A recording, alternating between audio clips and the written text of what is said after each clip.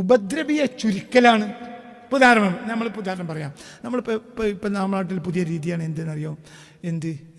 പിന്നെ എന്താ പറയുക, നമ്മുടെ നാട്ടിൽ പുതിയ രീതിയാണ്, പൈസക്കാർക്കൊക്കെ അടിയുള്ള പുതിയ രീതിയാണ്. എന്തെന്നറിയോ? നമ്മൾ ഡ്രൈ ഫ്രൂട്ട്സ് കഴിക്കും.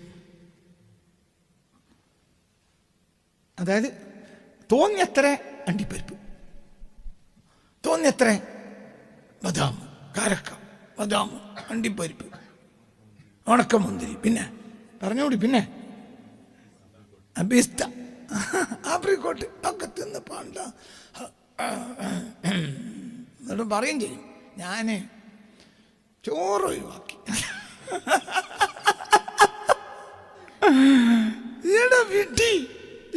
കാട്ടിയ ഇത് ഖൈറുള്ളത് പെരുപ്പിച്ചു. അത് കഴിഞ്ഞു, അതിൻ്റെ അവസ്ഥ കഴിഞ്ഞു.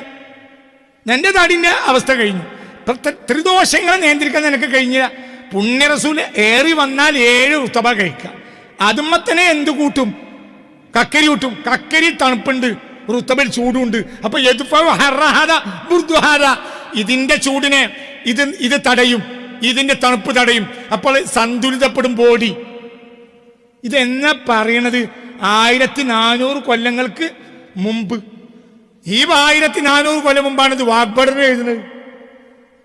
അവർക്ക് ആയുധമൊന്നുമില്ല ഇത് മനസ്സിലാക്കാൻ, പക്ഷെ അവർക്ക് ദൈവിക സിദ്ധിയാണ്.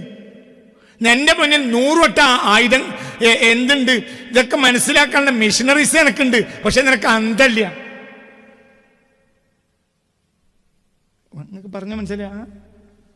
നല്ലതാണെങ്കിൽ തിന്നാനുള്ള, അല്ല നല്ലതൊക്കെ തിന്നാനുള്ള. നെയ്യ് നല്ലതാ, എന്നാ തിന്നോളൂ. തേങ്ങ നല്ലതാ, എന്നാ തിന്നോ. അതിനളവില്ലേ? അതും അതിൻ്റെ നിയന്ത്രിക്കാൻ പറ്റിയ ഒരു സമയമില്ലേ? സമയം.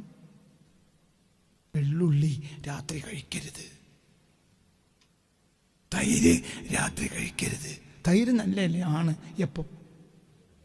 Between 11 o'clock to 2 PM. അതായത് 11 AM to 2 PM. ഈ 3 മണിക്കൂറിനിടയിലാണ് എന്ത് കഴിക്കേണ്ടത്? തൈര്. അത് വലിയ കരുത്തിൻ്റെ ആരോഗ്യത്തിനുണ്ടാക്കും. മനസ്സിലായില്ലേ? നിനക്ക് ഭയങ്കര കരുത്തുണ്ടാക്കും, രോഗപ്രതിരോധ ശേഷി വർദ്ധിപ്പിക്കും. ഇതേ സാധനം വൈകുന്നേരം കഴിച്ചാൽ കുറയുന്നു മാത്രമല്ല, ആരോഗ്യം, കഫം കൂടും. കഫം കൂടിയാൽ ത്രിദോഷങ്ങളുടെ സമാനത നഷ്ടപ്പെട്ടു. നിങ്ങൾക്ക് പറഞ്ഞാൽ മനസ്സിലായില്ല. വെള്ളുള്ളി പകല് കഴിക്കണം. എപ്പോൾ കഴിക്കരുത്? രാത്രി.